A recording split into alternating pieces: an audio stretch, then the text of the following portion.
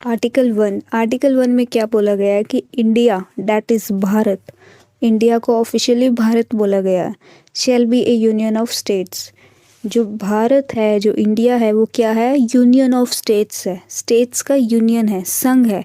अब यूनियन मतलब क्या? तो जो अमेरिका है वो क्या है? वो यूनियन नहीं है, वो फेडरेशन है। तो फेडरेशन में सभी स्टेट्स की सिटीजनशिप अलग होती है, फ्लैग अलग होता है, और वो एक समझौते के तहत जो स्टेट्स हैं वो मिलके एक कंट्री बनाती है। तो अगर समझौता टूटा तो वो देश भी टूट जाएगा। अमेरिका बहुत बार टूटा भी है। इंडिया क्या है? इंडिया यूनियन है। तो पहली बात यही बोली गई है आर्टिकल 1 में कि India that is Bharat shall be a union of states. दूसरी बात क्या कह रहा है कि जो अभी किसी को ये जानना है कि इंडिया में कितनी स्टेट्स हैं, कौन कौन सी स्टेट्स हैं, कौन कौन सी नहीं है, तो वो भी तो कहीं लिखा होगा, है ना? तो वो चीज़ कहाँ पे डिस्क्राइब की गई है? शेड्यूल फर्स्ट में, फर्स्ट शेड्यूल में वो डिस्क्राइब की गई है। तो आर्टिकल 1 आपको ये नहीं बताता कि इंडिया में ये स्टेट्स आती हैं या ये नहीं आती। आर्टिकल 1 आपको ये कह रहा है कि अगर आपको ये जानना है कि कौन कौन सी स्टेट्स हैं तो शेड्यूल फर्स्ट में जाइए, ठीक है जी। तीसरी बात क्या बोली गई है आर्टिकल 1 में? जो इंडिया का एरिया है वो कैसे डिवाइड किया गया है?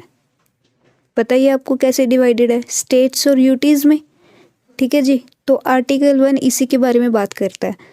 3 चीज़ें बोली गई है आर्टिकल 1 में कि इंडिया यूनियन ऑफ स्टेट्स है, India that is Bharat shall be a union of states. दूसरी चीज़, the names of states and the union have been described in the schedule first. Third, the territories of India shall consist of states and UTs. Bharat राज्यों का संघ है, और अगर आपको ये जानना है कि कौन कौन से स्टेट्स इंडिया में आती है, उनका नेम जानना है, तो आपको शेड्यूल फर्स्ट में जाना पड़ेगा। और जो एरिया है, जो टेरिटरी है, वो कैसे डिस्क्राइब की गई है? स्टेट्स एंड यूटीज़ में, यूनियन टेरिटरीज और स्टेट्स में। तो ये 3 बातें आर्टिकल 1 कहता है। पार्टीशन के बाद 3 लोगों की रिस्पॉन्सिबिलिटी थी कि इंडिया को यूनियन बनाना है, ठीक है। किस किस की रिस्पॉन्सिबिलिटी थी? एक पहला सरदार पटेल, दूसरा वीपी मेनन, तीसरा माउंट बैटन, ठीक है। Sardar Patel, VP Menon, Mountbatten had the responsibility to make Bharat union. अब जो इनमें से एक वीपी मेनन है वो उस टाइम के आईएएस अधिकारी थे, ठीक है जी। इन 3 लोगों की रिस्पॉन्सिबिलिटी थी भारत को यूनियन बनाने की। अब आर्टिकल 2 क्या कहता है कि दूसरे देश के राज्य अगर भारत में मिलना चाहते हैं तो उनको मिला लो। या कोई स्वतंत्र देश है या कोई दूसरी कंट्री की स्टेट है, अगर वो इंडिया में मिलना चाहती है तो उसको मिला लो, ठीक है। आर्टिकल 2 सिर्फ यही कहता है। It states that the parliament में by law admit new states into Union of India or establish new states by simply informing president। President की परमिशन की ज़रूरत नहीं है इसमें, उसको सिंपली प्रेसिडेंट को इन्फॉर्म कर दिया जाता है कि हम फलाना फलाना स्टेट को इंडिया में मिलाने जा रहे हैं। तो ये राइट भी संसद के पास होता है, पार्लियामेंट के पास होता है, प्रेसिडेंट का कोई रोल नहीं होता, उसको सिर्फ इन्फॉर्म किया जाता है। एग्ज़ाम्पल जैसे कि 1959 में चाइना ने क्या किया? तिब्बत पे कब्जा कर लिया था। तो जो अब हमारी स्टेट है एक सिक्किम, वो हमारी स्टेट थी ही नहीं, वो एक इंडिपेंडेंट कंट्री थी। तो जब चाइना ने 1959 में तिब्बत पे कब्जा किया तो सिक्किम तो पहले ही छोटा सा है, उसको लगा कि ये चाइना तो इसके तिब्बत पे इतनी बड़ी कंट्री पे इसने कब्जा कर लिया, तो अब मुझ पे भी कर लेगा। तो सिक्किम इंडिया में मिल गया 16 मई 1975 में। Addition of the state of Sikkim on 16 मई 1975। तो आर्टिकल 2 सिर्फ इतनी ही बात बोलता है कि दूसरा अगर कोई राज्य है या देश है, अगर वो इंडिया में मिलना चाहता है तो उसको मिला लो। देन नेक्स्ट है आर्टिकल 3। आर्टिकल 3 क्या कहता है? आर्टिकल 3 कहते हैं कि जो इंडिया के अंदर जितनी भी स्टेट्स हैं ना, जितने भी स्टेट्स हैं उसमें चेंजेस कर सकते हैं। ठीक है जी, पार्लियामेंट उसमें चेंजेस कर सकती है, उसमें ऑल्ट्रेशन कर सकती है। आर्टिकल 2 कहते हैं कि बाहर का कोई देश या राज्य मिलना चाहता है तो उसको मिला लो। अब जब वो इंडिया में मिल गया तो आर्टिकल 3 कहते हैं कि उसमें कुछ भी अपनी मर्जी से चेंजेस कर सकते हैं without the permission of state government.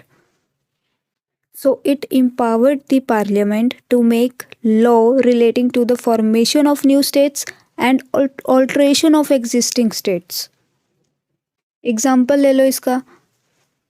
Madhya Pradesh से छत्तीसगढ़ अलग किया गया 1 नवंबर 2000 को। यूपी से उत्तराखंड तोड़ा गया 9 नवंबर 2000 को। एंड बिहार से झारखंड 15 नवंबर 2000। तो आर्टिकल 3 सिर्फ इतनी ही बात कहता है कि हमारी जो स्टेट्स हैं इंडिया की, उसमें जो पार्लियामेंट है वो ऑल्ट्रेशन कर सकता है, चेंजेस कर सकता है। ठीक है जी। आर्टिकल 1 में बोला गया है कि जो इंडिया की जो स्टेट्स हैं वो यूनियन है, यूनियन ऑफ स्टेट्स है भारत। और जो नेम्स हैं, जो नेम है स्टेट्स के, ठीक है, वो कहाँ पे डिस्क्राइब की गई ये चीज़ें? शेड्यूल 1 में। The names of states and the union have been described in this schedule first. और जो टेरिटरीज हैं वो कैसे है इंडिया की? स्टेट्स में डिवाइडेड है और यूनियन टेरिटरीज में डिवाइडेड है। और आर्टिकल 2 कहते हैं कि अगर कोई देश या कोई राज्य बाहर का इंडिया में मिलना चाहता है तो उसे मिला लो, जैसे कि सिक्किम मिला था 16 मई 1975 में। आर्टिकल 3 कहते हैं कि जो इंडिया के अंदर जितनी भी स्टेट्स हैं उसमें पार्लियामेंट चेंजेस कर सकता है without the permission of state government. जैसे उड़ीसा का कुछ हिस्सा काट के, कुछ एरिया काट के झारखंड को देना हो तो दे सकता है पार्लियामेंट। वेस्ट बंगाल से कुछ काट के उड़ीसा को देना हो तो ये ऑल्ट्रेशन कर सकता है पार्लियामेंट। आर्टिकल 3 ये बात बोलता है। ठीक है जी। आर्टिकल 1 हो गया, आर्टिकल 2, आर्टिकल 3। अब आर्टिकल 4 पे आते हैं। देखो आर्टिकल 4 कुछ नहीं कहता। आर्टिकल 4 सिर्फ इतनी सी बात कहता है कि जब आर्टिकल 2 के तहत किसी दूसरी स्टेट को या कंट्री को इंडिया में मिलाया जाएगा ना, या फिर आर्टिकल 3 के तहत किसी स्टेट में ऑल्ट्रेशन की जाएगी, चेंजेस करे जाएंगे, तो उसमें प्रेसिडेंट की परमिशन लेने की ज़रूरत नहीं है पार्लियामेंट को। ये बात बोलता है आर्टिकल 4 कि parliament does not need to take permission from president when any laws passed under article 2 that is admitting new states into the union, and article 3 that is forming new states and altering the names, areas or boundaries of existing states because it is out of article 368। तो बस इतनी सी बात है कि article 2 और article 3 में जब parliament काम करेगा तो प्रेसिडेंट को सिर्फ इन्फॉर्म कर दिया जाता है, उसकी परमिशन नहीं ली जाती। और क्या बात बोलता है आर्टिकल 4? अब आप एक चीज़ देखो, आर्टिकल 4 में ये चीज़ बोली गई है कि आर्टिकल 2 और आर्टिकल 3 जब अप्लाई होगा तो उसमें प्रेसिडेंट की परमिशन लेने की ज़रूरत नहीं है। आर्टिकल 2 में क्या था कि बाहर के राज्य हैं जो, उसको इंडिया में मिला लो। और आर्टिकल 3 क्या है कि स्टेट्स में ऑल्ट्रेशन कर सकते हैं पार्लियामेंट। तो जब आर्टिकल 2 के अकॉर्डिंग बाहर किसी राज्य को मिलाया जाएगा इंडिया में, तो शेड्यूल 1 में जाके भी तो चेंज करना पड़ेगा ना, क्योंकि शेड्यूल 1 में ये सब लिखा होता है कि कौन कौन सी स्टेट्स इंडिया में आती है, कौन कौन सी नहीं आती। तो अब आर्टिकल 2 के अकॉर्डिंग तो दूसरी स्टेट इंडिया में मिलाई गई है, तो वहाँ आर्टिकल 1 में शेड्यूल 1 में जाके आर्टिकल 1 में बोला गया है ना कि जो अगर आपने इंडिया में कौन से राज्य आते हैं, कौन से नहीं आते, वो अगर वो जानना है तो शेड्यूल 1 में जाओ। तो शेड्यूल 1 में भी तो चेंजेस करने पड़ेंगे आपको अगर किसी स्टेट को इंडिया में मिलाओगे या कंट्री को। तो आर्टिकल 4 और क्या बोलता है?